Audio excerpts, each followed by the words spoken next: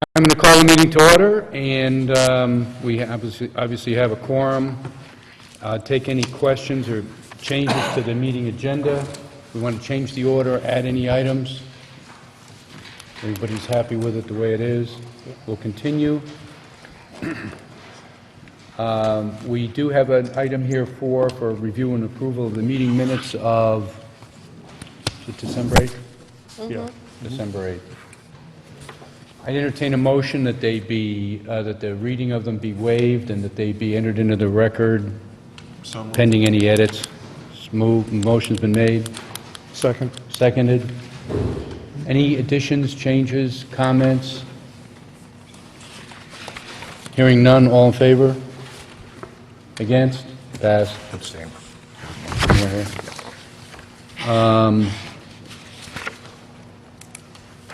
I'm sure there's going to be, I have a couple of comments for this particular meeting, especially because we're sitting here on site, looking around at the fruits of our efforts for 3 years. I had a couple of comments, and I think we're going to go through kind of a ribbon-cutting ceremony, but this has been the team, and so I think the comments are probably most appropriate. And I'm going to have to read them because I'll leave somebody out.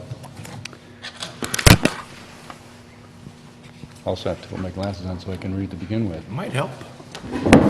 So we're about ready to deliver Penfield Pavilion back to the citizens of Fairfield after a long and sometimes difficult and certainly complicated building and repair and reconstruction effort over the past 3 years. Simply put, we are delivering a better, safer, and more convenient and easier to maintain Penfield Pavilion facility.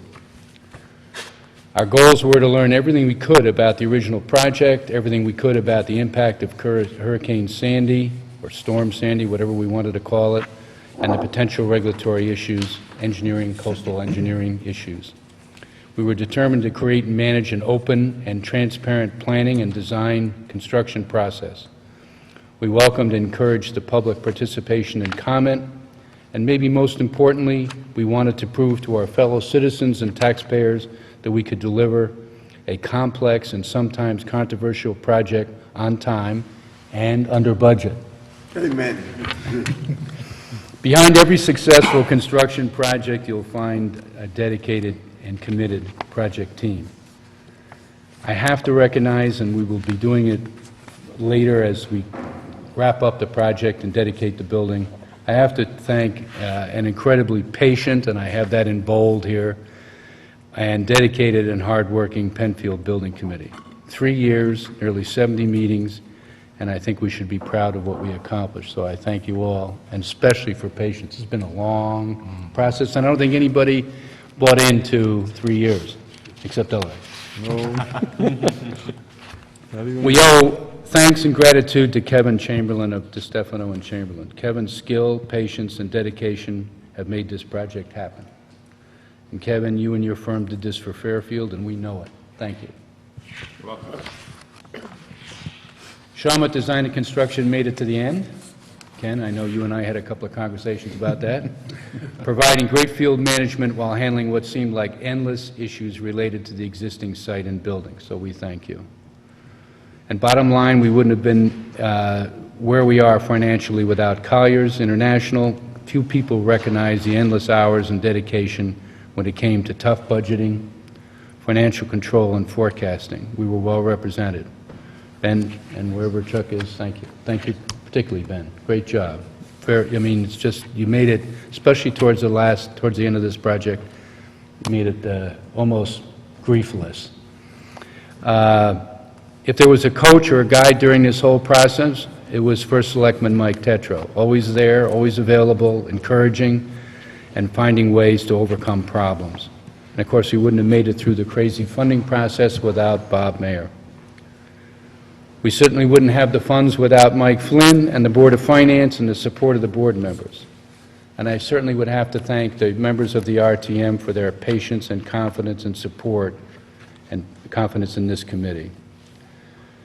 Penfield certainly wouldn't be a success without the support of so many town officials and departments. Special thanks to finance, purchasing, zoning board, zoning and building department, DPW, and engineering. The special thanks to Michelangelo, who is not here, Jim Wendt, and Tom Connolly, especially Tom Connolly, who worked with us and was fair and tough and a great building official. And thanks to the concerned and sometimes doubting public who, after they made their concerns known, were patient, stuck with us, and gained confidence in our committee to let us do our job and deliver Penfield. So I'm planning to go say the same thing in our ribbon cutting and thank everybody again, but tonight I just wanted to say thank you to a really hardworking, dedicated group of committee and officers. And we're going to do an edit. Oh, Tom's left. Oh, I had Mike Petro on my mind. Michelangelo. And Mike. Change that to Joe. Joe Michelangelo. Right. But you know, even with notes, should see me at the Academy Awards when I take it out and fumble with it. And all I can see is don't remember to thank your mother. So Tom, wherever you are, Mike, wherever you are, we wouldn't be here without you. That's the real issue. And we got an amazing cooperation. And going back before the Board of Finance for more money is not the easiest thing in the world to do, Sure. as you know. Yeah. But they stuck with us and reason we're here. So that said, I'd like to move on in the agenda, and we have our first item, business, is item 6, report from Shawmut, project schedule, punch list, where we are with the certificate of occupancy, and we'll go from there.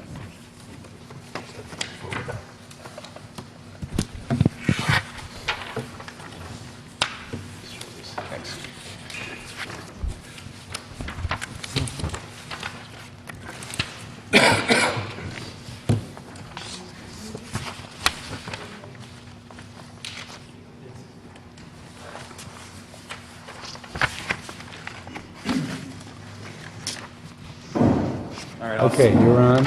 I'll start off with the certificate of occupancy. 2 weeks ago, or a week and a half ago, almost 2 now, on Friday, we received a TCO. We had 15 days to correct a few conditions that we needed to get done on.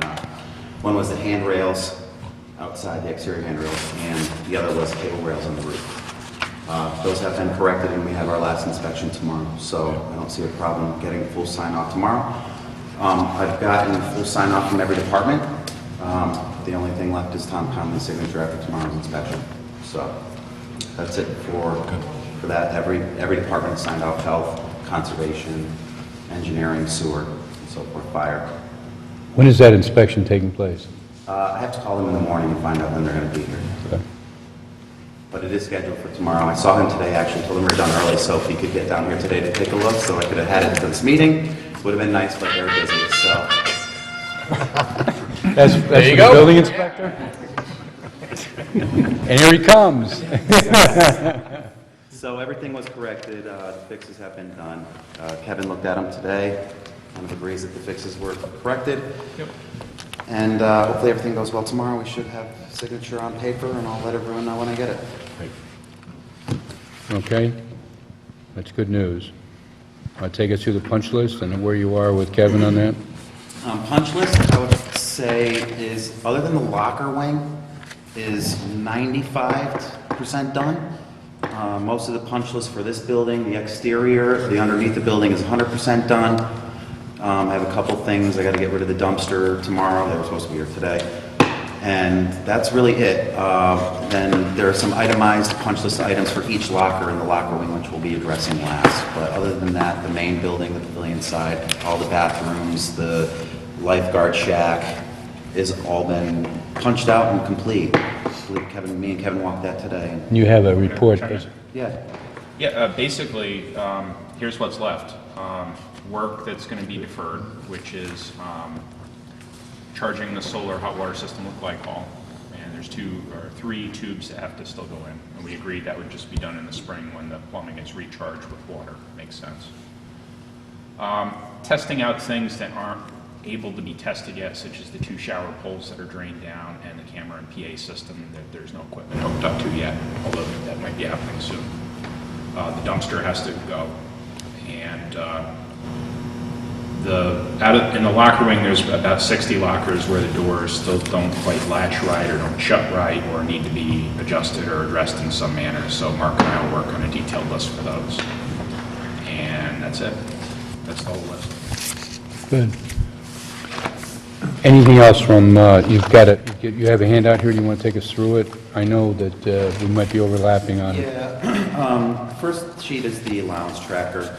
I know we had discussed when we could do a bunch of the fixes that need to get done on extra lots that we had, so I just wanted to show you what was here.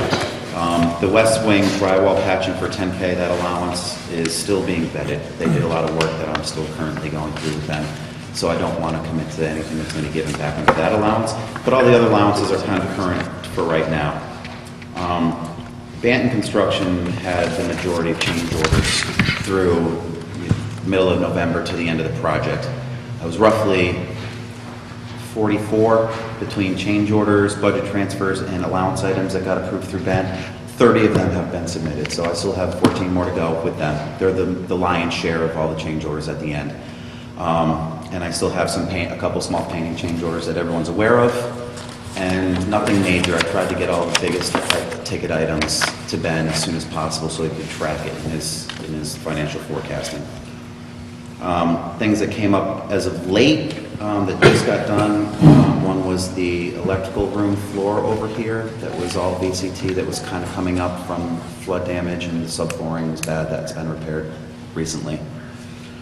And that's really about it for anything that's been happening since the last building committee meeting.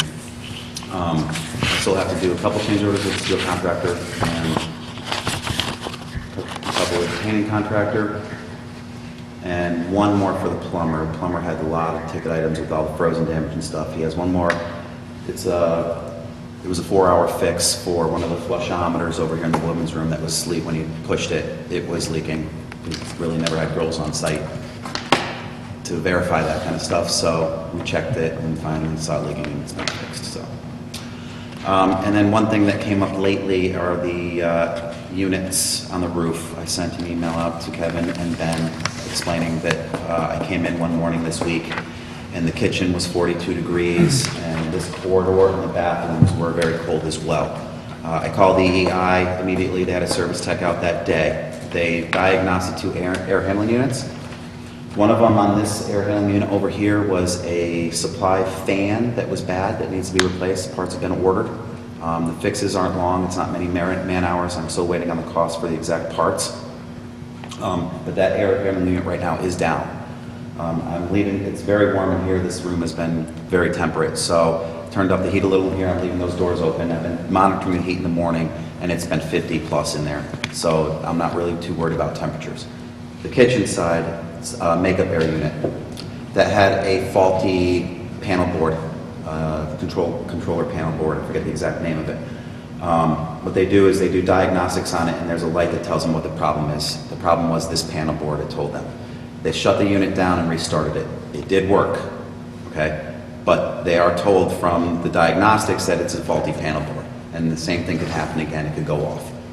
On that side, it was 42 degrees on a 37-degree night. So I was a little worried about that. It is up and running now, but could go down at any moment. And if that happened in the middle of February, and it got down to 42 degrees in there on a 37-degree night, if it's 10 degrees, we could all be in trouble. So they're going to be fixing that as well.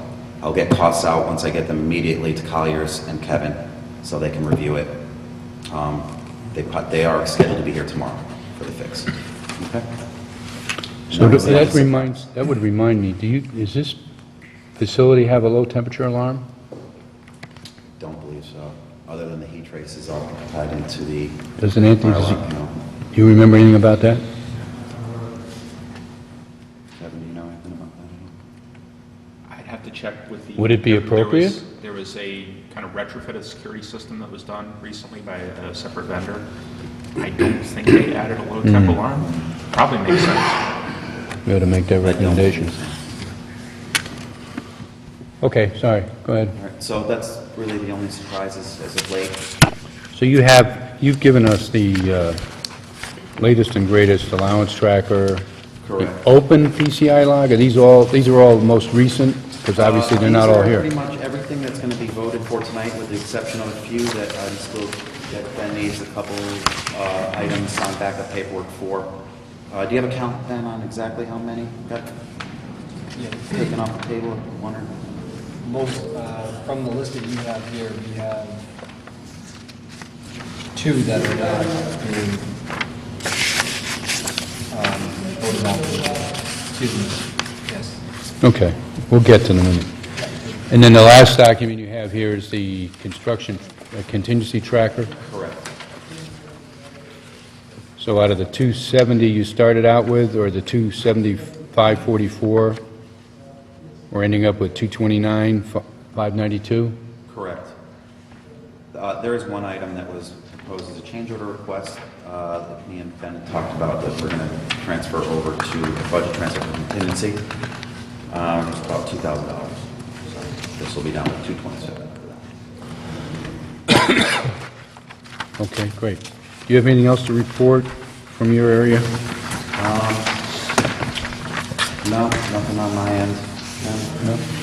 It's the handover is on here, but I'll let Ben, you'll take care of that, what we bring. We talk about that during my session, but I'll be part of that conversation.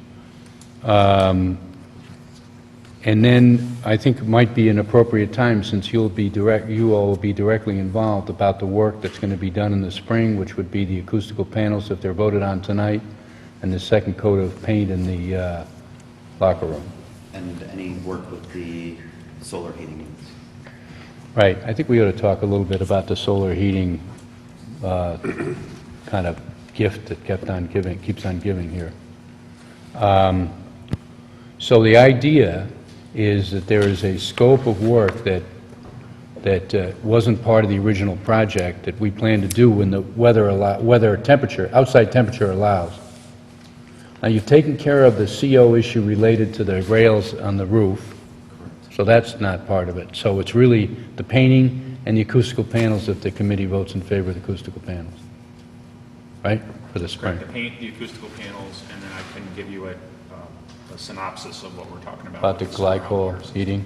Yeah, right. And then added general conditions from Sean to come back for a couple of weeks. Yeah, Support the piece. yeah.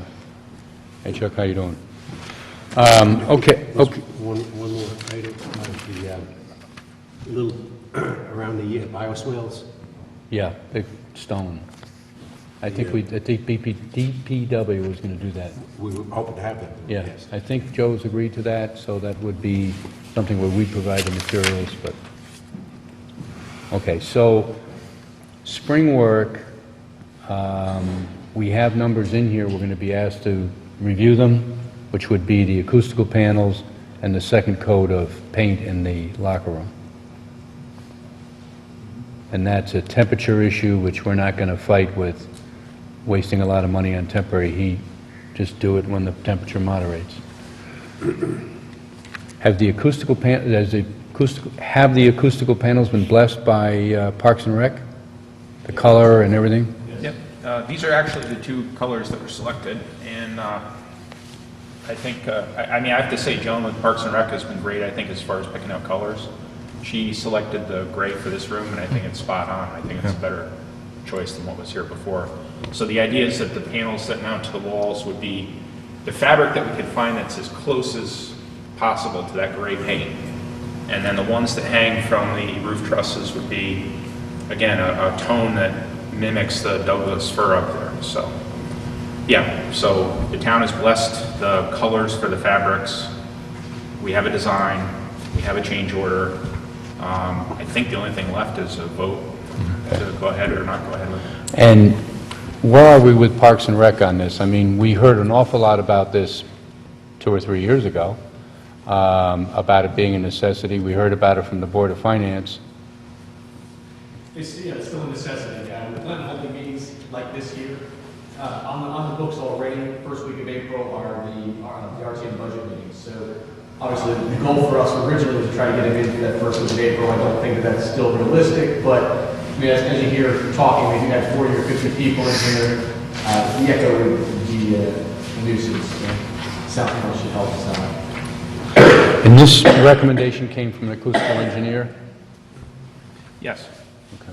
Yeah, he had studied this room back in 2015, 2014. Whatever, yeah, right. When we were in the design of the project, he had done a set of measurements in the room, calculated the reverberation time for sounds, and felt that because the idea was not to have to carpet the floor, which is a hard surface Yeah. because of maintenance, but instead to provide absorbing material on the walls and roof. And he came up with the design for how much and where it would go.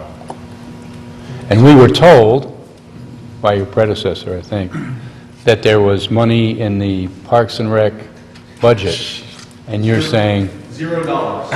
There's no money. Well, that's interesting. There was either $40,000 or $50,000 that had been allocated according to... 21, that's what I heard. But Oh, it anyway, went down? Oh, okay. It was 21 and it was expended. I checked with the finance department. plot thickens. Okay, anything else from Shawmut on this agenda item? So the idea of this 1.6C is that there will be additional work in the spring when weather allows the spray painting to take place in the locker wing. It's not a CO issue, it's not an occupancy issue, it's not a turnover issue. And then the acoustical panels, and whatever we want to do with the glycol thing, which I think the committee ought to discuss when it comes up. Okay. Any other questions on item 6? Item 7, Kevin, anything from your end? Project status, punch list status, that we may have hit this? Outstanding regulatory issues? So over the last month and a half or so, Shawmut's been really focused on closing out all the punch list items. We did have a list that was 5 pages long, lots of stuff, and they very methodically went through it and hit it, and we're just down to the few items that I mentioned earlier. So, it was a very good effort on their part to get everything done. In my opinion, the issues with fit and finish and quality and craftsmanship of some of the finished carpentry have all been addressed. I think things are in good shape. The only 2 items I was aware of that the building official had a concern with have been addressed, the roof rails and the handrail returns where they meet the guardrail system. So should be in good shape for a CO.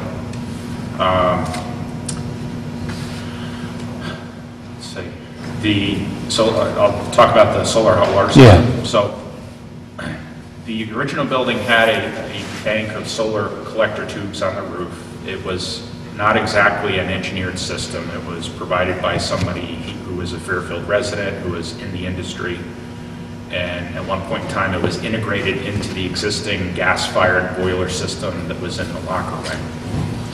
So when the locker wing was demolished, we replaced the boiler with a smaller boiler that made more sense for the size of the facility, because the existing one was way oversized. We replaced the storage tank with 2 smaller storage tanks, again, because it made more sense for the number of showers and the demand of the facility. And the decision was made to repurpose the solar panels too, because they were here. They provide some benefit from a green standpoint. Might as well reuse them. So they were integrated into a brand new hot water system that's in the loft above the men's and women's rooms in the locker wing. The way the system works is the boiler heats up the water, it sends it into 2 storage tanks which hold hot water until it's needed. And then there's a heat exchanger which trades heat between the boiler water and the storage water, and then also between the storage water and a glycol. So glycol is antifreeze. The antifreeze circulates up to the collectors on the roof and back, so it takes the heat from the sun, heats up the glycol, circulates it through a heat exchanger which trades the heat with the hot water used in the building. That's basically it. So what we found is that the original system really had no controls, except, you turn it on or you turn it off. And we didn't wind up with getting any new controls as part of the system, except you either turn it on or turn it off. which in retrospect, we probably should have added something else like some type of control panel. At the same time, it's not clear to me how much hot water demand is really there, how many of those 4 showers in the locker wing are really going to get used on a daily basis, how much hot water the kitchen uses. Are the outside, excuse me, are the outside showers all just cold? Yeah, those are just cold. That'll wake you up. Yeah. So there are systems that can be put in that take into account like all kinds of different data points, outside air temperature, hot water temperature, sun, whether it's sun out or dark out, temperature of the glycol, and turn things on and off automatically. It's a little computerized control panel. We haven't gone further into that, because it might be more than we need.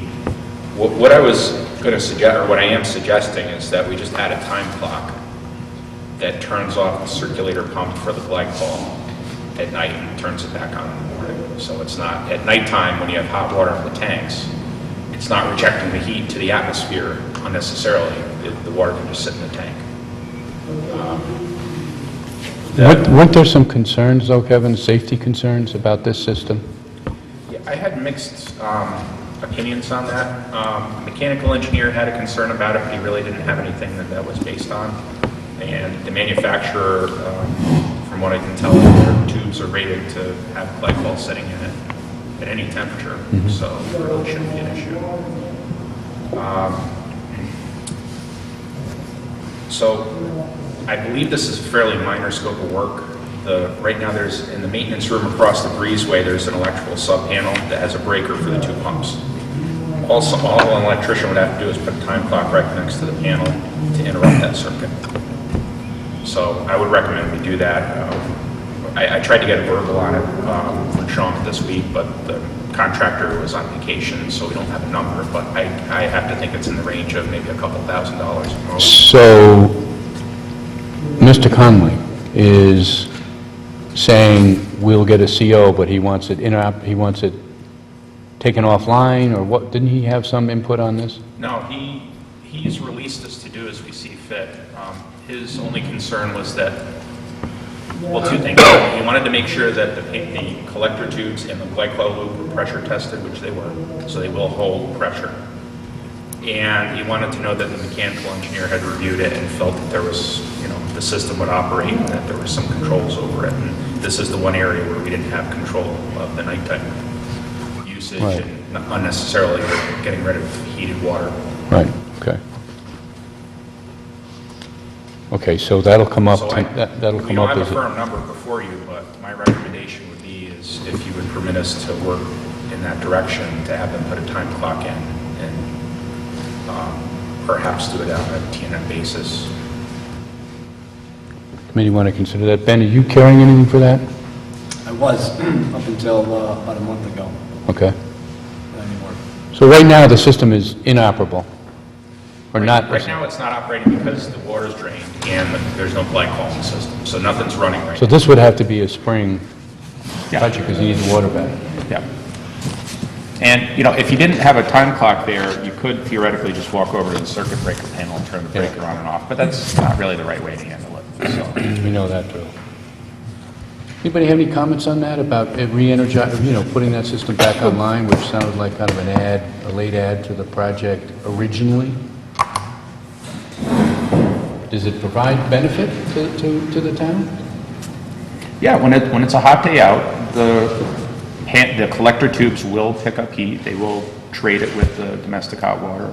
And it has priority? It's just that if It has precedent? It would tell the- if you're only having 1 or 2 showers a day, Yeah. the benefit's going to be Minimal. at best.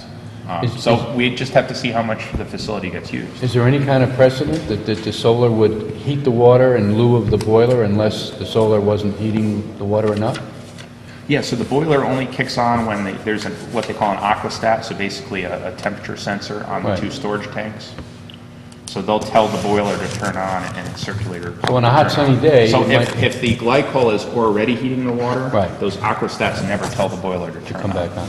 So Is that's it- how that works. Is the solar, is it hot? Does it work? I mean, does it actually And you just sort of, we're talking about theory here, but will it heat that water? It should. Yeah. We have no history, no Of course, experience. that's why it's still on the punch list, because they didn't recharge the system with glycol yet, because we were talking about this whole issue. So it does still have to be filled, it has to be turned on, and, but they're the same collectors that were there before, and I think the only problem they had before was that the water was getting too hot, because it was just running wild. Any comments from Parks and Rec on that? I mean, if you can get it, you get it, you use it. Yeah, exactly. It's going to save us some money to have it. The old ones are beneficial. We've got a couple hundred lockers in there, so, you know, there will be people showering in those lockers during the season. Yeah. It will be used.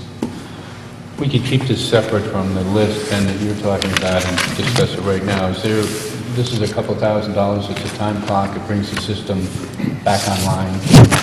Yeah, I mean, it could just be a simple mechanical time clock that you could just go down to the supply house and buy and wire up. I mean, it's not a sophisticated control system, that's all it is. We've been through a few simple solutions from the past, Okay. so it ought to be done right. Maybe I'm oversimplifying it, but Yeah. I think that's all it is.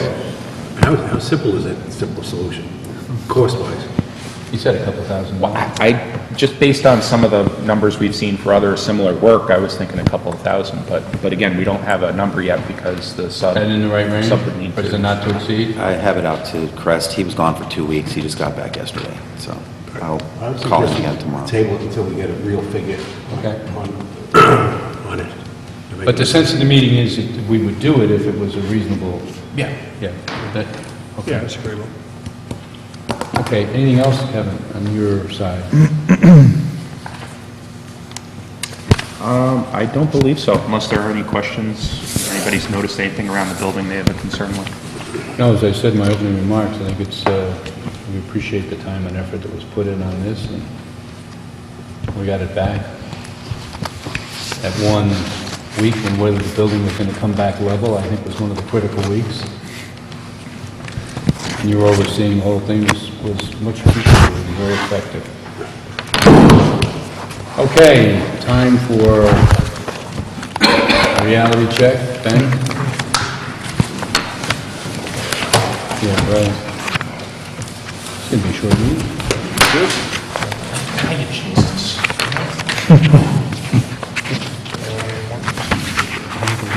You have one?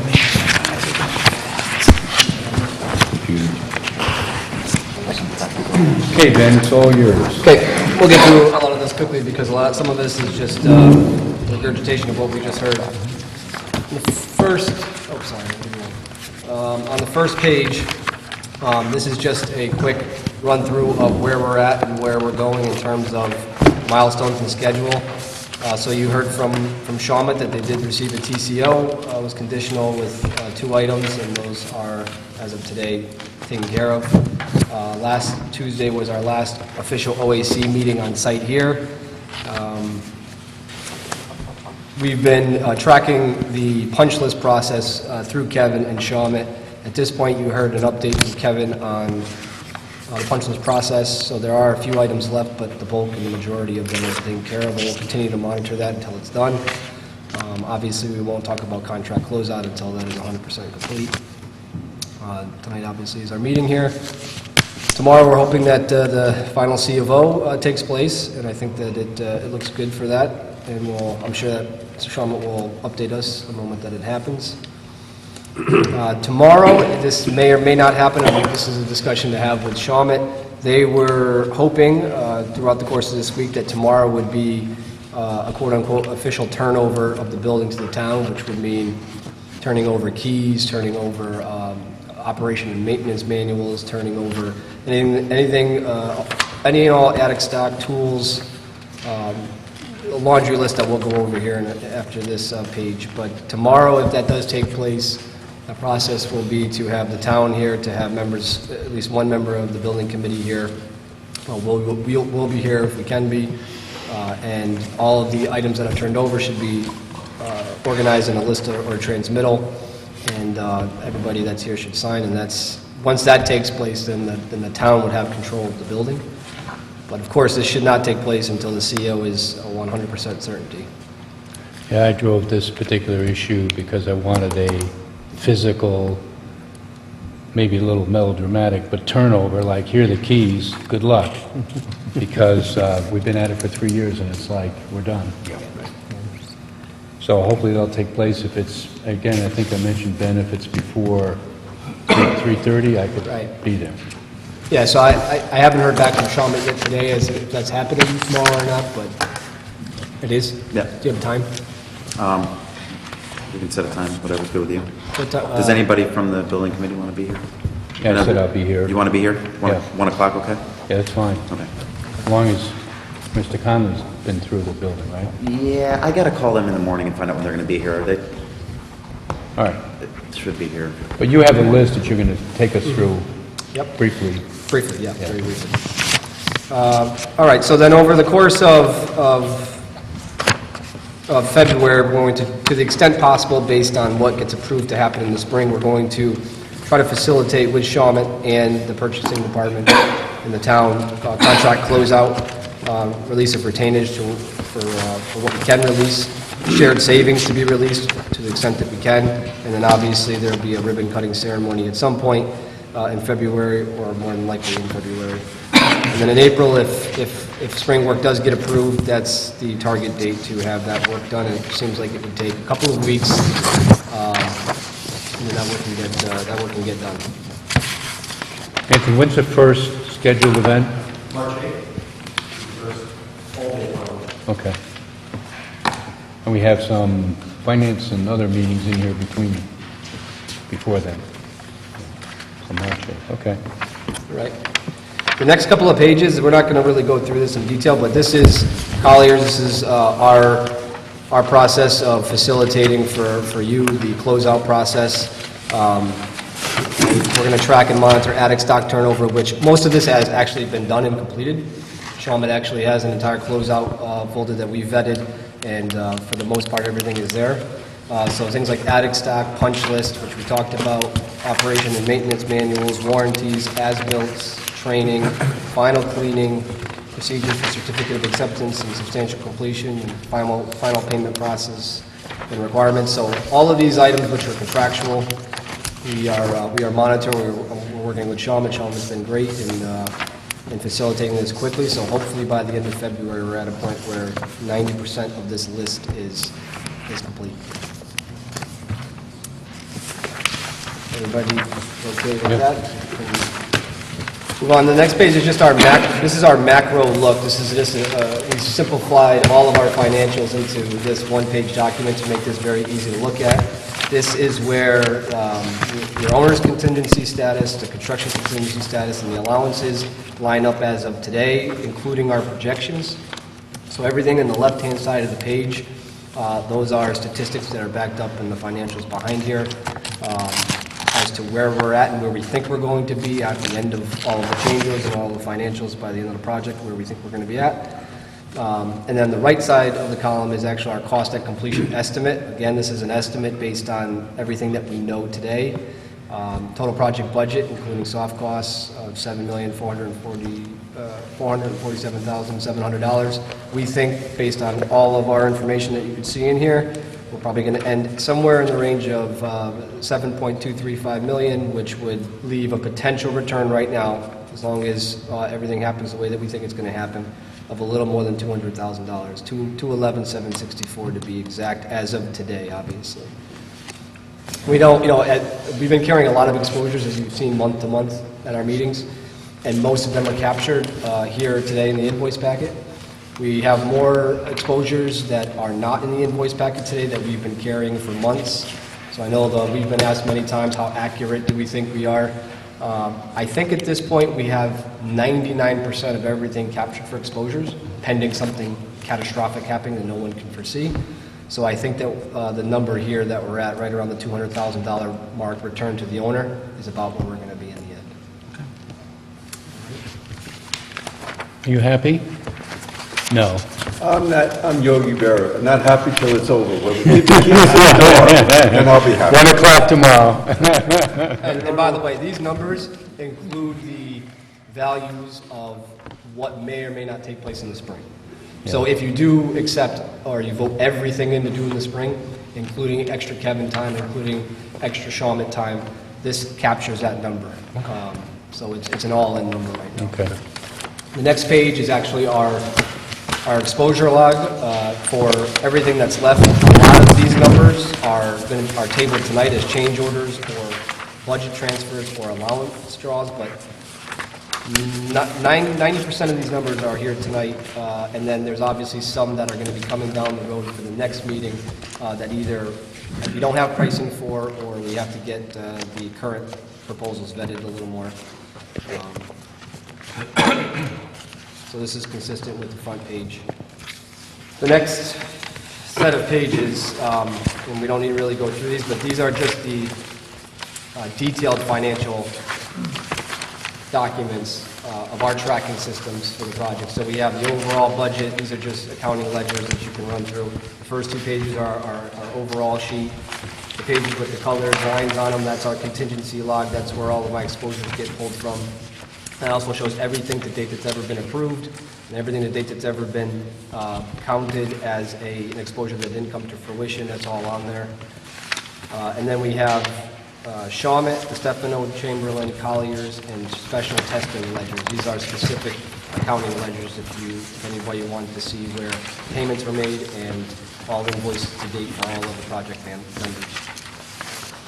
And then the last page is the invoice packet, which is a separate agenda item. If anybody has any other questions for me regarding anything in the packet, I'm answering to the best of my ability.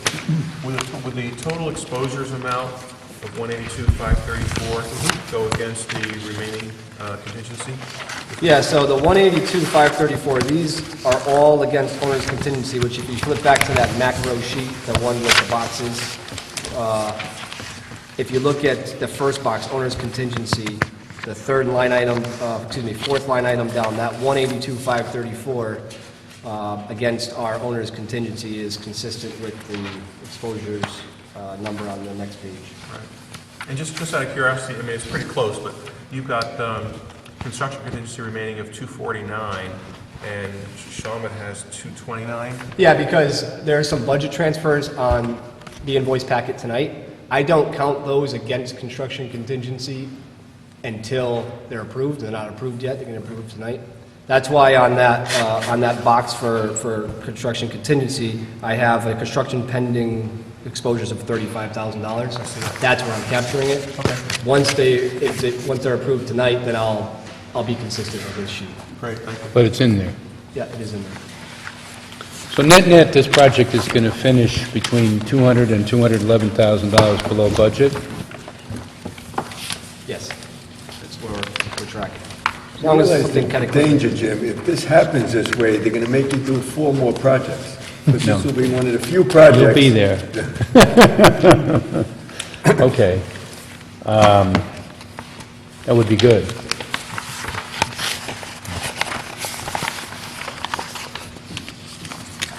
That's all I have. Anything else? Do you have anything else, Ben? Are you going to take us through, or Rich, Ben, take us through the proposed changes? How do we want to handle this? All right, he can do it. Yeah, Ben will. Yeah. All right, So you'll be reporting, the agenda item is 9, report from the Finance Subcommittee. We have 2 issues here, presentation review of outstanding and approval of outstanding change orders, and then request for payment. Is that in keeping with your report? Yeah, the way that the report, as you can see, is organized is the top section are actual invoices, these are from vendors. Change requests, which are change orders, this would be drawn from construction contingency. Budget transfers are drawn from, the change requests from owner's contingency, budget transfers from construction contingency, and allowance draws are, they don't really need to be on the list, but I wanted the committee to understand what's being proposed as allowance draws from the GMP contract, so that you have full transparency of any added costs here. If you'd like, I can start from the top. Give us a page number so we're all... This is the final page of my packet. Okay? I think the committee member should do the initial invoice. Great, yeah. Okay. And First invoices for Colliers International, invoice number 17226, in the amount of $6,331.77. Recommended for approval. All right, You have a second? your motion made, is there a second? Okay. All in favor? Aye. Aye. Next one up is Shawmut. Invoice number 15. This is the construction invoice and the amount of $501,841.55. I recommend that this be approved. There a second? Second. So The only made. comment I would make is, in the past, we've been told that we have to be more specific in what's in that invoice. Is this acceptable, this description of construction? I mean, Well- in private meetings, when we've been challenged when we just had a broad thing like that. I'm satisfied with this thing, I I just think I question did say whether... construction this time. You Yeah, is did, that but the good question, it's a detailed application It's for really up payment. to them, because they've asked for that information, so, okay, it's fine. We understand that. I mean, you could make it Construction manager? more definitive. You could put down, it is invoice number 15. It is a pay application, detailed pay application. It has been reviewed by the Finance Subcommittee, Yes. and you're not taking exception to it? No. And is there the balance to complete for Shawmut? Yes, there's retainage and there's a balance as well. You have that? Yeah, I do. The balance to complete for Shawmut is $959,132.19. So we have about $1 million left. We could add the statement that this is in accordance with the AAA document 207. 207? I think. I don't know if I do. 702. Is it? 702. I've been reversing everything. Mike, Tom, and That would be an 207. adjunct to that statement, okay? Yeah, you could add that to that. We'll consider that as part of the motion. That is, that the document will be named Payment Application AAA 702. 702. Number 15. All right, that being said, all in favor? Or any more discussion? Excuse me, any more discussion? All in favor? Aye. Against? Thank you. Okay, Rich. Next one up is Special Testing Labs, 2 invoices. First one is number 30783 in the amount of $380. This is for the parking lot work, which was involving the asphalt. The second one for special testing is invoice number 30715 in the amount of $1,005, and it's for the asphalt in the front parking lot. I move those, and is there a second? I'll second it. I've moved it, you're seconded. Any discussion? All in favor? Aye. Next one. The last one is the Stefano Chamberlain, invoice number 5930. It's for the architectural design and construction administration fees in the amount of $4,364. I recommend it for approval. Is there a second? Motion made. Any discussion? All in favor? Aye. Thank you. And that's it as far as the invoices go. Again, the balance of the items to bed. So the balance of the items, just before we get going, these are all generated from an RFI or a response from Kevin's group, which is subsequently then either worked on T&M or a lump sum negotiated price, and all of this paperwork has been vetted by us, by Kevin, by the Finance Subcommittee, and several revisions. This is the final version of a lot of work here. So any questions on any one of these, just feel free to ask myself or Kevin or Rich, and we'll do our best to answer it. Shawmut's change request number 33 dated for 12/19. This is for modifications to the front railings. This was a building department request and demand in the amount of $1,897. Okay, what's the committee's pleasure about handling these? You want to go through them, and if we approve them as a group, or should we go through individually? It's as a group. Yeah, I would agree. The group? Group? Yeah, they've been pretty thoroughly vetted before. Okay, well, let's see. If there's any exception to this list as Ben goes through it, and we'll start doing them individually. Yeah, I can also hold the spring ones out to the side until we get through them. Yeah, you should. Okay, so that's what we'll do. So Shawmut's change request number 34, dated 12/21/2016. This is for the frozen plumbing damage. This is the existing pipes, valves in the plumbing system. It's tracked on T&M in the amount of $18,973. Change request number 35, we will Could you explain that just a little bit to us? These were shower valves and other frozen plumbing? This was more than just shower valve. This was the entire plumbing system in the building. Any and all valves, actual plumbing, copper plumbing, anything that was leaking, not working, needed repair. This was all tracked on T&M. Kevin was involved, reviewed just about all of the work. They kept all of the broken plumbing infrastructure here on site for everybody to take a look at, and this is the culmination of all of that on a time and material basis. Okay. Does anyone remember who it was, whether it was town staff, or did we hire someone on the outside? I know when the project first started, I believe it was Jerry Lombardo reporting to us that the entire building had been winterized, right? Yeah. I guess, Is there any, Two little caveats on that. They didn't have the ability to really blow this thing out at the time because there was no power. And I also, from what I'm understanding after the fact, they also weren't able to get into the building to do that stuff until months later when it was already winter time. So that may have played a part in why it wasn't drained as well as it probably should have been. I thought I heard that the way the plumbing was installed made it difficult to drain. Yeah, none of the joints were soldered copper joints like the old-fashioned way to do it. A lot of them were compression-type fittings, Right. which a lot of them just burst and opened right up.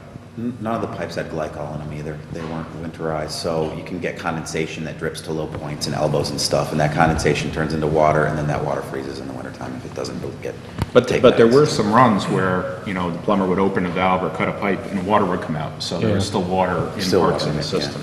I'm just wondering if, and I don't recall whether it was an outside vendor, and if so, do we have any recourse? Sure, we paid for it. 'Cause I remember pretty clearly that we were told it was I winterized. think you're right, but I don't think it was an outside vendor, no, in the town, Okay.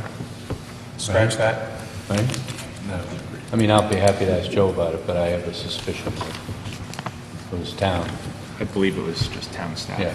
And again, I think they did the best they could when they could get in the building to do it, and they didn't really have power and the ability to do a super job. Well, considering that we sailed through a lot of other issues, that the building wasn't there, the fact this building came back together and everything is secure and the doors work and the floors are level compared to what we were concerned about when we first were organized as a committee, this seems to be a small, it's definitely a big number, but a small price to pay for bringing this building back online, or these buildings back online, so, 2 wings. So, okay, anybody have any concerns about that? We should probably ask questions to Ben if we have any as he goes down. Okay, next, Ben? So change request number 35, we're going to set aside for the moment. This is spring work. Okay?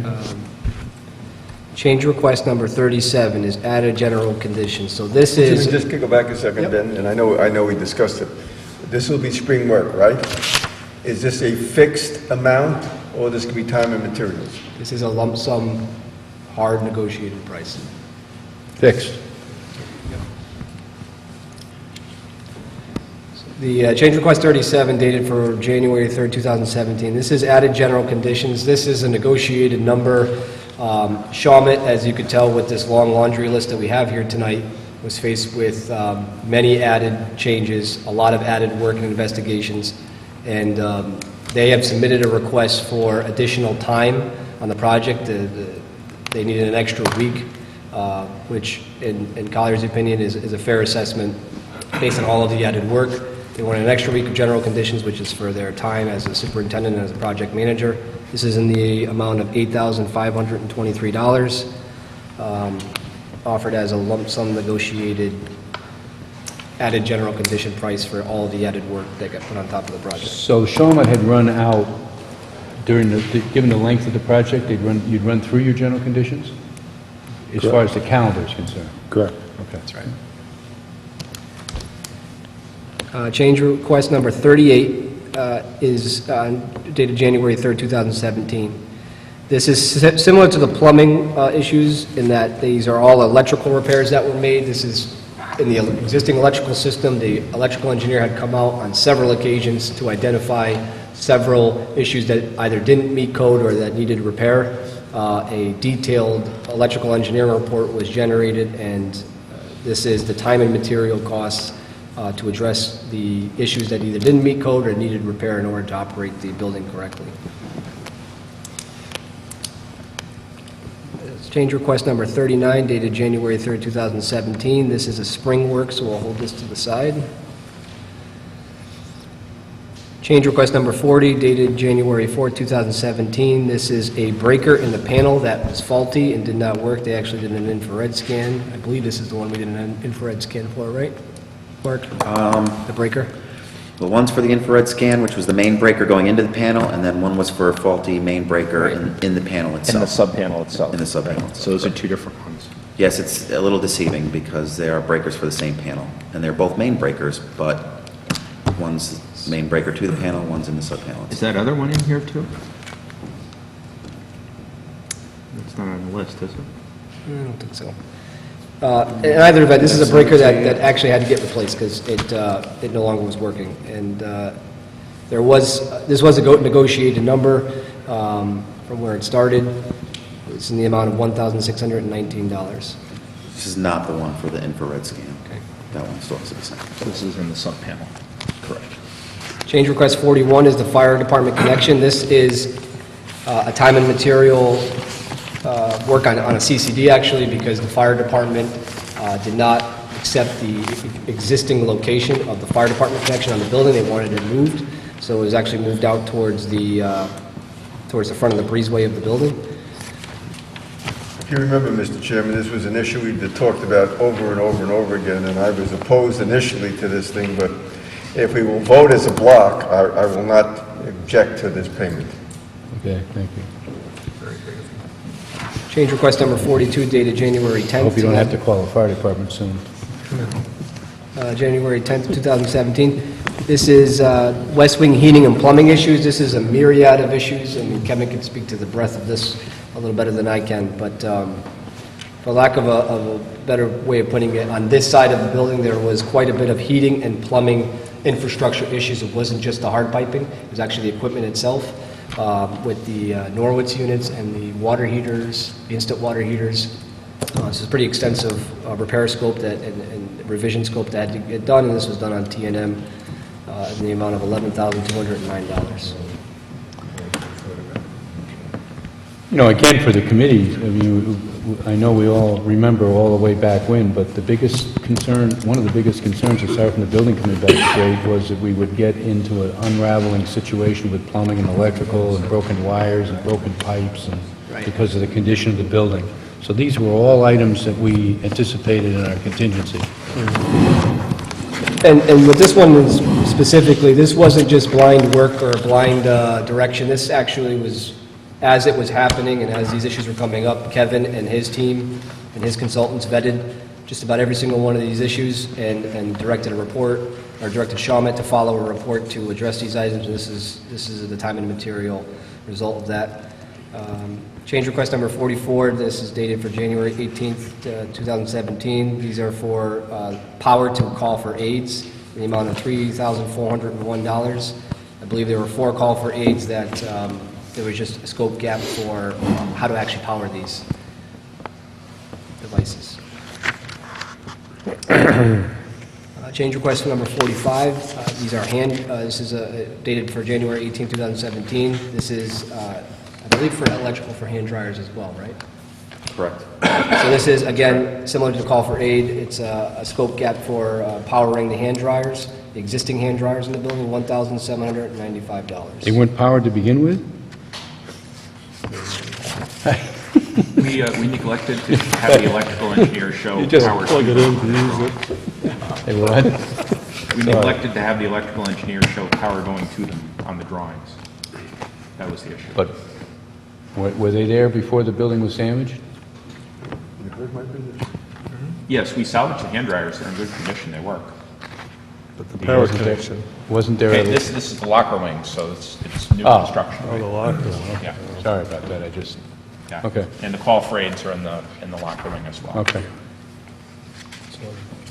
Change request number 47. Excuse me, Ben, can we assume there will be no change order number 46 coming back later? So change request number 46 is actually budget transfer 20. It started off as a change request, and it's going to end up as a budget transfer. Okay. That was a $2,000 one I was talking about earlier. So change request number 47 dated July 18, 2017. This is for light pole power at the west end of the parking lot. There was an electrical feed that had to, in this case, be replaced, right? Kevin? There was one that had to be replaced and one that had to be... one that Yeah, had to- there are a bunch Didn't of ways exist. in which the parking lot lights had to be jerry-rigged, for lack of a better word, when the building was without power. So we had to untangle those, and some of them just weren't apparent until after the electrician got into it. So that was one of them, and there was a similar condition out by the guard shack along the east bioswale, which is number 49. Number 47 is in the amount of $1,956. This is, again, for the direction of Kevin and tracked on time and material. We obviously have all the supporting documents. Change request number 48, this is speaker wire repairs in the amount of $1,548. This is actually existing repairs to the speaker wires, the power feeds to the speakers that are there now. They were damaged and they need to be replaced. And this is, again, evaluated and directed by Kevin. What this actually was is there are a bunch of wires that had been run under the building, kind of like after the fact, just by, I don't know who. They were not really done very well. Some of them were cut, so they had to be rerouted properly. These are for speakers that are here, or they get brought in, or what's that about? So there's some speakers that are out on the roof of the gathering room porch, and the wires come down through those two big columns, and they were snipped up too high. Not sure when it happened, and there were also some other miscellaneous wires like coaxial cable under the building that, you know, we couldn't live, they weren't really run right, and we couldn't just leave them. So that was what that was about. Change request number 49, dated January 19, 2017. This is power for a light pole at the east bioswale that was actually wired incorrectly to begin with. It's in the amount of $559. Again, a time and material change. Change request number 51, dated January 19, 2017. Excuse me, change request number 50, dated January 19, 2017. This is a water damaged light fixture. This is an existing light fixture that had was damaged by water previous to this project. This is in the amount of $633. Change request number 51, dated January 19, 2017. Plumbing backflow, a backflow preventer needed repair. Kevin evaluated the situation, and again, there was direction given, time and material basis, in the amount of $651. And change request number 52, again, this is a spring change request, so we can leave that out for now. So in summary, the change request that we just went through this round is change request number 33, number 34, number 37, number 38, number 40, number 41, number 42, 44, 45, 47, 48, 49, 50, and 51. That said, these were already accounted for in the financials that you gave us. Okay. And you're vetted them through as far as the committee is concerned. That said, I'd entertain a motion they be approved as a group. So move. Can I Made a just make a second. comment, Mr. Chairman? Yeah. Considering the good job done by these people and the fact we came under the budget, I would indicate to you that my position, I would have been much tougher if we were going to be over budget. I think since we're under budget, I think this committee should be willing to accept, because if you look at these on the surface, one would say, why are we paying for some of these things in the 11th hour? But I think in the public record, since they have come in under budget, I think in a spirit of cooperation, this committee should approve these. Yeah, I understand what you're saying. I'm not sure I agree with you, but I think that they come in typically as in the course of business. Would we have fought any harder? I think we've been fighting pretty hard. I mean, I think between Ben and the subcommittee, I wouldn't want to be on the other side. So, Well, some of these go back to mid-December. We haven't met in 6 weeks. Right. So, not all of them are the last minute, that's for sure. Well, we put some, remember, we kept some in abeyance. We said, let's leave some on the table, and we'll come back and revisit. well, you're bringing up a subject which I think is important, and that is that in building committees in general, you're supposed to stick to your charge and stick to what you're supposed to be doing and not add a terrace and sidewalks and gardens and stuff like that just because there might be money available. I agree with you 100% on that. I don't think we have that issue with this group of change orders. Any questions from the committee, the subcommittee? Motion made and second. Any discussion? All in favor? Aye. Thank you. So Ben, that would take us to change order 35, 39, and 52, which would be the so-called spring work. Yeah, and yes. Yep. And And change request number 52. This is based on 2 weeks of Shawmut being here, superintendent full-time, a project manager half-time, and an accountant and some of their office staff. This change request number 52 is assuming the worst, which means that they're going to do all the scopes that we're talking about here in the spring. If we don't, then obviously this number would come down. so the specifications call for, if I understand this one correctly, the painting. The specifications call for 1 coat of spray paint in the locker wing. And it is the dealing, I think, between Shawmut, Kevin, I don't know about this finance subcommittee, but that I know Rich and I have been through it like ad nauseum, that the second coat should be applied because the first coat really soaked into all the new plywood. And the recommendation is that a second coat of spray be applied to the outside, the aisle side of the lockers and the inside of each of the lockers. So it would make them look better.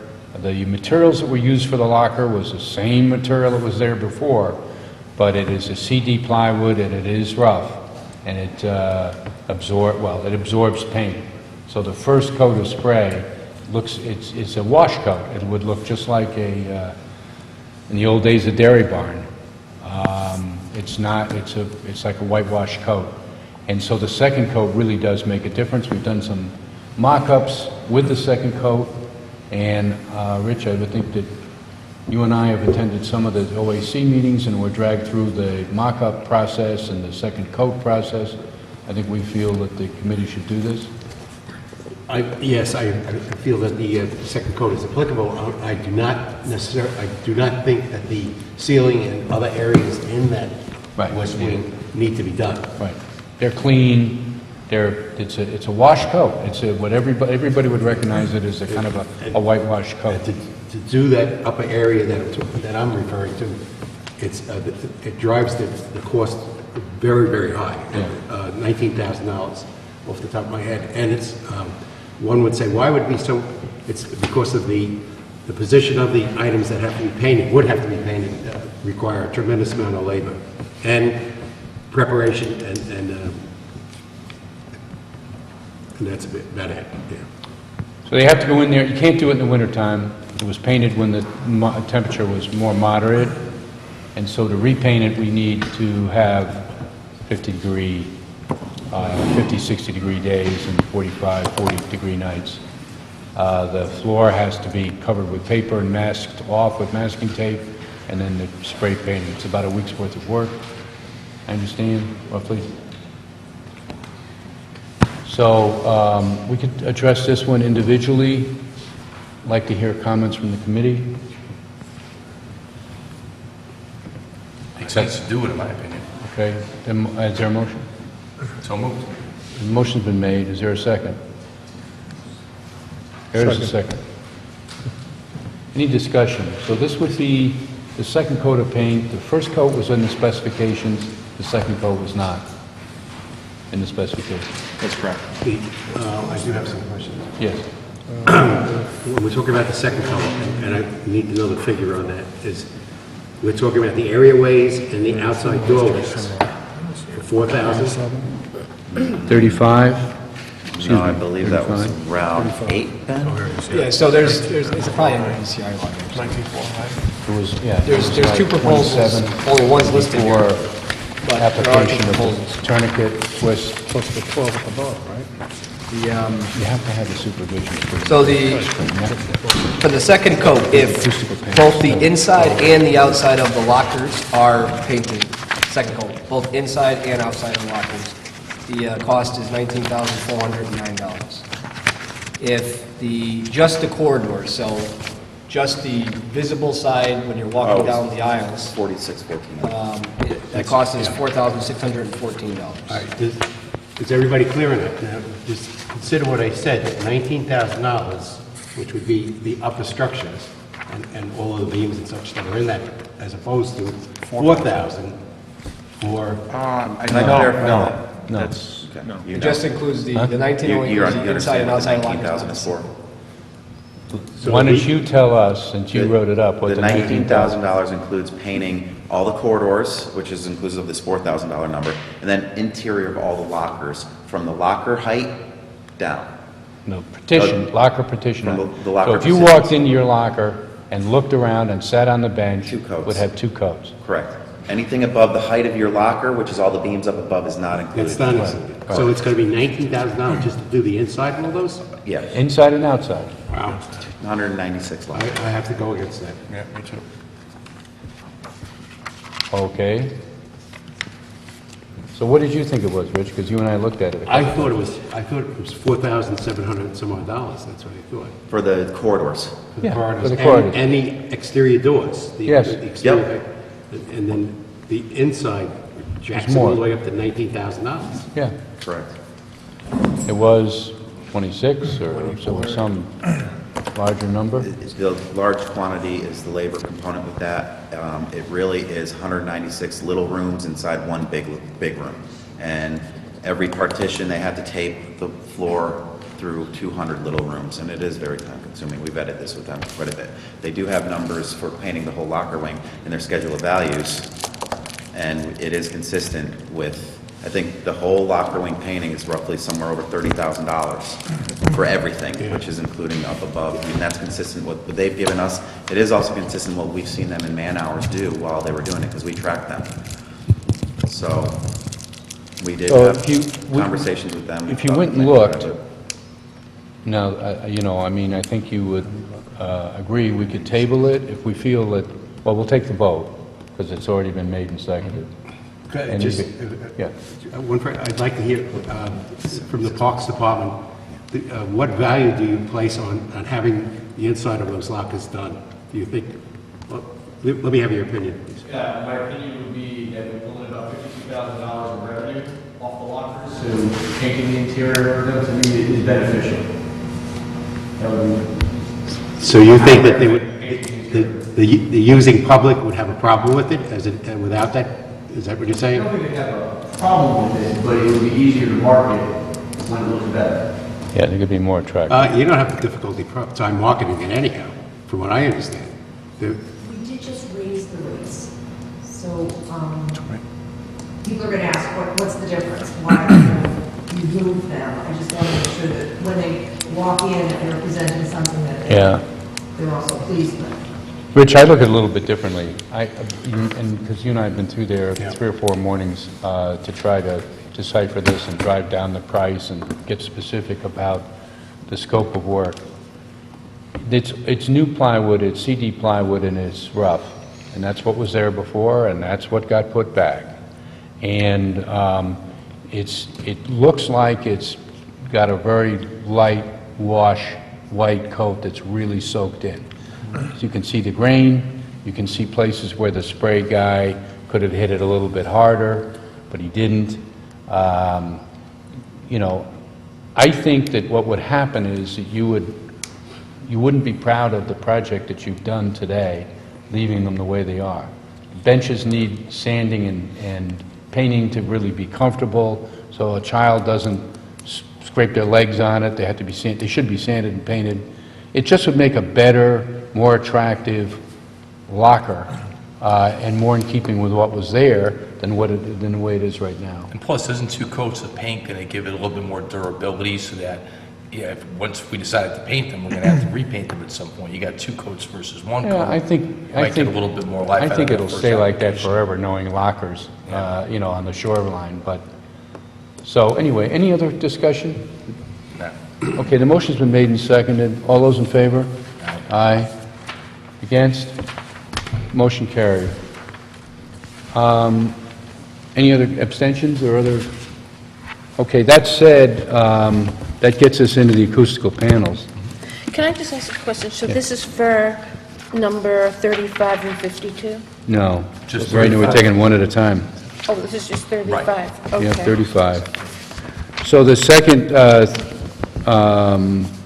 change request to be presented individually was was 39, Yeah, change request 39. which is the addition of acoustical panels to this room. And as you may recall, that started actually when we went before the Board of Finance. And the chair and other members of the Board of Finance wanted to know what we're going to do about the acoustical panels, because he couldn't have meetings in here. So, you know, is it part of our scope? No. Were we asked to consider it? Yes. And where's the Parks and Rec coming on this? Yeah, I think that we do need the panels. I think they're essential to hold meetings like this here, and like I said, we do have the RTM lined up. So it is a great meeting venue as well, so it just gives us that extra margin. Plus the music, when people have events, it's been a problem. Was that considered, you've been more involved than any of us, was that considered in the first project, or? It wasn't considered until after the building was completed, and then we realized that it was a problem. And then Jerry, I believe, went for special funding to get the acoustics, and I think he was looking for the following season when the storm occurred. Yeah. So Kevin, what we did was, we retained a acoustical engineer who's designed acoustical panels. Back during the design process, we had an acoustical engineer, you know, evaluate the space and give us a report with his recommendations, and his recommendation was to add panels to attenuate the sound. Has he And then- specified the panels? Yeah, and then more recently in November, December, he did a drawing for exactly how many panels, sizes, and locations, which I didn't bring copies for everybody, but I do have a set here if anybody wanted to see it. And the panels are acceptable, the fact that if we go for this, and after we finish debating it, they'll be hanging from the ceiling in this room and be on the walls? The ones on the walls are going to be fairly, you know, unnoticeable, because they're going to be the same color as the wall, and they're in these recessed bays in between the columns, and on that end wall faces the front lobby. And the ones that hang from the roof don't hang any lower than the trusses, so no matter where you're in the room, your view to the sound is not changed at all. What about the view to the ceiling? Because you get this beautiful timber ceiling. Well, if you look straight under up, straight you're going up. to be seeing in between the panels, so you'll still see that. If you're looking from the corner, you know, across the room, you'll see a lot more panel Then wood. than you do now. Yeah, and it's the center third of the span. It doesn't come all the way to the two exterior walls of the room. And what size are they, Kevin? Each one is 2 feet by 4 feet, I believe. Yeah. So half the size of a sheet of plywood. So when you say it's covering the middle third, so basically if you're looking up here, that drop-down light to That drop down, light. roughly. In a sense, yes. Yeah, that's pretty accurate. Okay, so basically the ends where the wall meets the ceiling, See that. those are not going to be covered by panels. Correct. So basically it's just a center section. Okay. And Kevin, above the lower cord, the lower member of these bolted trusses, That's correct. everything's above that? Everything will be above that. Doesn't sound too intrusive. No. Hope it works. He's sure. I sure hope it works too. Yeah. But my name's not on the drawing, so guys. That's what I was just going to say. Is there a problem when you rent this out with music in this room? You about to say it, you did say it? Yeah. Absolutely. It bounces off the What? walls. And yeah. The quality of the Can't hear you. the quality of the music was, can't hear me? No, this is what happens when you meet for 3 years. Okay, I think we should vote on it. all right, yeah. Is there a motion? I make a motion. that we- Motion I'll made, second. seconded. There's a motion made and seconded, discussion. Who seconded it? I did. Okay. Is there any warranty from the Engineer? engineer that this is going to work? Well, of course, engineers don't like to use the word warranty or guarantee, but, this is what Stand he does. behind their He's an product. expert on- He's an acoustical engineer, that's all they do. Yeah. And, we did engage him, we have a contract, and It is a lot more science than art. It used to be both, but Yeah. I would say, we also have the opportunity to bring Kevin in and pay for his services. At this point, we're going strictly off of somebody else's drawings. Yeah. And the installation's not going to occur until the spring anyhow, so. So that is, if you're uncomfortable with something, we can bring Kevin in at that point and have him do the supervision.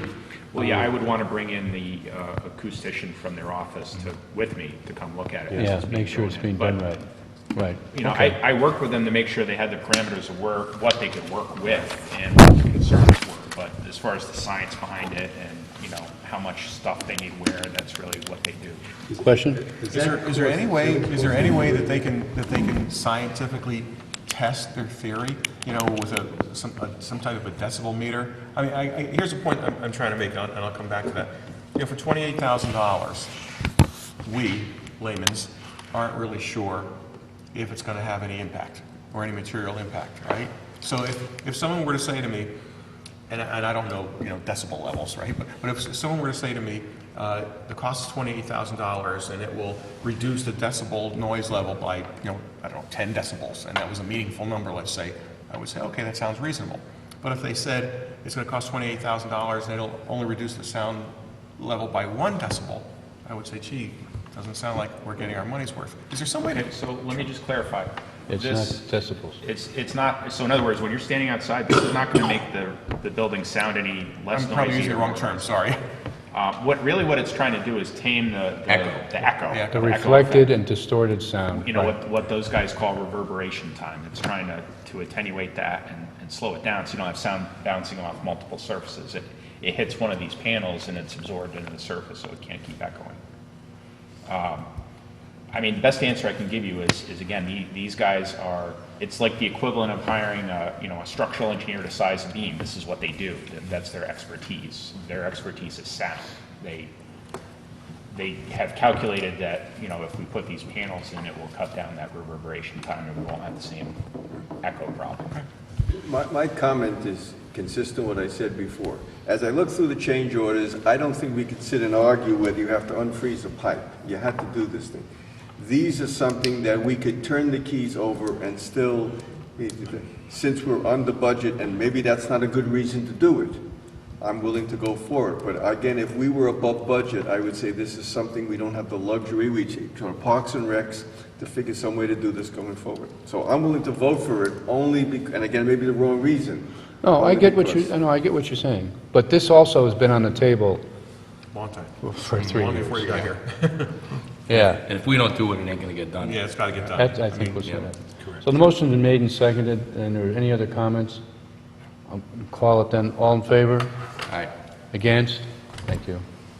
So that brings us to the final one, which is 052, which unfortunately is required by the votes we just took. When that would be the general conditions, supervision, and so forth, to make sure this stuff is done and done right.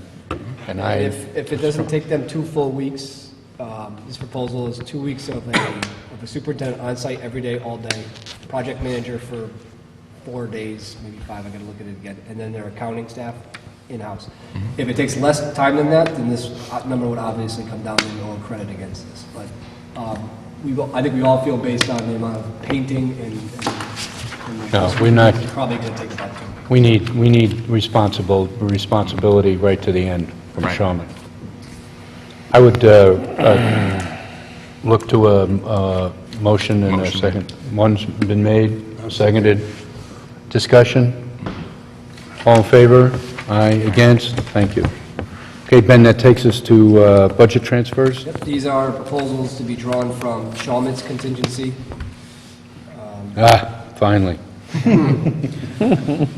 Budget transfer number... Somebody else is going to pay. I approve. We're all paying one way or another. First off, is it acceptable to committee to take these as a group? Please. So it is, so go ahead, please, as a group. Budget transfer number 14 is an A2 survey in the amount of $3,700. This is just a misscope on Shawmut's behalf, and so they are proposing to pay through it, through their own contingency to pay for it. Budget transfer number 15 dated 1/11/2017. This is to winterize the locker wing on the amount of $5,091 to draw down the water and to winterize the locker wing side of the building for the winter. Budget transfer number 16 in the amount of, date of 1/17/2017, in the amount of $4,742. This is for the shower core retile. This was a dispute between us and Shawmut as to who really owned this, and in the end, it was negotiated to be paid through their own contingency. Budget transfer number 17, dated 1/17/2017. This is in the amount of $9,644. This is for Banton, which is the general trades contractor, to work overtime to get the project done on time, mainly due to a resequencing in the schedule of the locker room wing. Budget transfer number 18, dated 1/18/2017. This is for temporary heat in the locker room wing, in the amount of $4,344. This is the actual installation, demobilization, and equipment costs to get heat in the locker room wing late in the season so they could paint and put finishes in. Budget transfer number 19, dated 1/18/2017. This is for a damaged conduit. This is the second, should be noted as the second time. Not the same conduit, but the second time this has happened out in the parking lot in the amount of $1,136 to repair the conduit. Again, this was monitored by Kevin, and it's coming out of Shawmut's contingency. Budget transfer number 20, dated today, 1/26. This is for a heat trace monitor, so we actually have already approved change request long ago to put heat trace on the piping that's coming from underneath the building, so that if that piping got to a dangerous freeze level that we were notified. There was some electrical scope that was missed in that scope of work in that change order. So this is so Shawmut's proposing to pay through their own contingency for the added electrical work to do that work that wasn't included in their first proposal for change order. It had said a motion to approve these as a group made, seconded. Any discussion, questions? I have just one thing to chime in on. Two of these aren't from construction contingency, they're from our PRs. Oh, yeah, you're right. That would be number 15 and 18 for like environmental conditions, project requirements that we had for the locker room. Okay. So Shawmut has, they have well underbilled the project requirements according to, in the GMP. And so they're proposing, he is right, my apologies on this, those two budget transfers will be drawn, will be added to project requirements in the GMP taken from their contingency. Motion made and seconded, all in favor? Thank you. Against? Abstentions? Thank you. And then if you'll take us, if the committee so wishes, we'll take the next as a group, allowance to draw proposals. Yeah, so the mechanics behind this is, as opposed to these being change requests, which would be paid 100% through owner's contingency, these are items that we have obviously allocations and allowances in the GMP, which at the end of the project, whatever's left out of allowances, whatever's remaining, the owner will take 75% and Shawmut will keep 25%. So as opposed to the owner being at risk for all of these costs, you're actually at risk for 75% of these at the end of the project. And this was a negotiated settlement with Shawmut to draw these from allowances And I think that Shawmut should be commended for it in some respects, because in some of these, they didn't necessarily have to. Do we have to vote on these? No, we haven't before, have we? We haven't. I just wanted the committee to see where these costs. Yeah. You looked at Shawmut's allowance tracker, and this is basically reflected. That's what I was just going to say, okay. So it's for information only?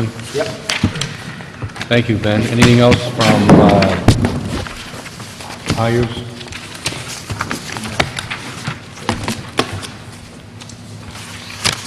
Jim, I just have one thing to chime in real quick, something I found out yesterday. The video recording system and the PA system, no one knew where all the front-end systems were for that. What we did for our contract was we wired everything to the area where it's going to be stored in the office. Yesterday, when the town was loading the building with all the garbage cans and cleaning for that and everything else, they were bringing in chairs and everything, I saw a stack of electrical components, and one said Surveillix on it. So I was thinking that that was the front-end equipment of the surveillance system. There are keys in the panel to be able to open it, to get into the electronics of it, that were all rusted. I don't know where these were stored, but I'm going to make an assumption, since those keys were so heavily rusted, I can show you that the internal components of that machine might be rusted as well. Just want to let you know, I don't know what the damage is, just something I noticed. No one really knew where these components were when we were ready to put them in, and then they showed up on site. I saw it said Surveillix on it. I put two and two together. And then I looked at the system, and it was all rusted. It's an owner's FF&E though, right? No, what our contract was to rehook them back up. Like, you give them back to us, we hook them back up where we did all the infrastructure for it. But How are we gonna- I think hooking them up might be a waste of time and money, because certainly if those keys were rusted that bad, and I can show everybody, the internal components of this thing got to be shot. Well, would you take that up with, see if we can find out what the problem is there? I mean, if we have to hook them up, we could do it at that spring session, but we don't Yeah, I have just to hook don't them up. think Why you are we want to hooking waste them up? hooking these up. We'll look at them closer, I'll have an electrician look at them, but, if the keys are that rusted, then Right. they were probably stored somewhere where it wasn't conditioned for 5 years, and if that's the case, good, okay. Okay. You have an estimate.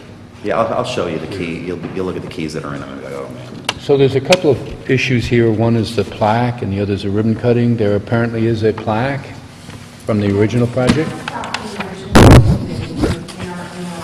So that would go up somewhere, maybe out by Long Island Sound?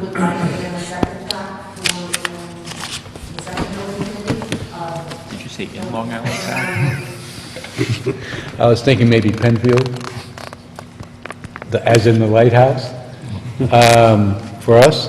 The question before the committee was, do we want to invest? They're not cheap, it wasn't cheap, right? This is about $3,000. And did it come out of the project budget at that time? That's for the first recreation.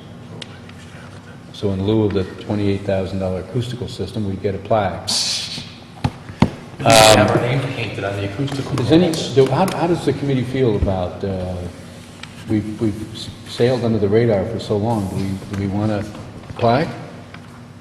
I think it would be nice. It's been 3 years. Yeah, You act like somebody didn't get your check this month. Yeah. All right. I think it's appropriate. Okay. Absolutely. Every other building has a plaque, so. So- I would like to know that the first selectman has expressed an interest in having a plaque. His name isn't on the original one, is it? His name No. is... Ken was like, No, I mean, is the selectman's name typically on a building committee plaque? Yes, yes. Yeah. Mike wasn't selected then. Right, we know who. Yep.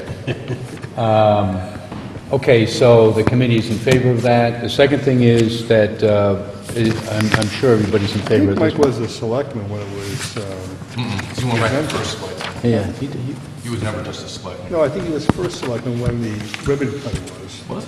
No, Ken was after. Ken was there too, but I thought, In any event, all right, that's the second item, and that is, nobody has any objection to No. ribbon cutting. Any suggestions about the ribbon cutting? what color? I think February might be kind of done though, because it's Yeah. going to be like airy and snowy, maybe something closer to the season. Well, that's what I was asking about the first event. The first event is in March? The first event is March 8th, and the health department has a big statewide meeting coming in. That's like the soft open. Yeah, Do it then. before then. Well, before that, The next party is March 26th. So beginning of March, I guess. yeah. Okay. Be more light? Yeah. Do it at late afternoon? When typically, when do they do these ceremonies? Morning? I remember that the one in the parking lot, to start this off, it was about -8 degrees. But we still got a lot of political talk, which may We have, just keep it amongst ourselves what time to do it. may have a relationship to how to, Keep it amongst ourselves what time we do it. yeah, right. Okay, so we will do it. Any public comment? Hearing none? Old business? New business? Just a question, Mr. Chairman. You go back again, and I hate to bring up something like that. Everything we've done today, including money we spent, do we have any responsibility to work with the town in getting the FEMA reimbursement? Or is our charge over when we turn the keys over? We are done when we turn over the keys. That's why we're having a little ceremony, a little kind of religious ceremony right here. Everything's going to be blessed, and they're going to, and the town's going to get it, and the Parks and Rec are going to get it, and we're done. And our Thursday calendars open up again. Yeah, You your know, Thursday. live our lives. And so, to answer your question, the committee, I think even before your time and after your time, the committee made a very specific point about not being involved in the funding side of this project.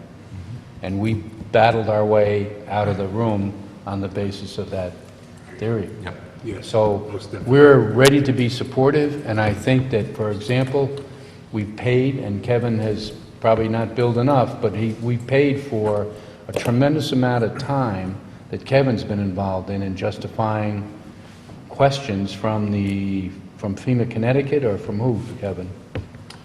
Both, yeah, at the state level and at the federal level. And it wasn't just me, it was Joe Michelangelo, Jim Went, Mike Tetro, the town attorney, human resources director.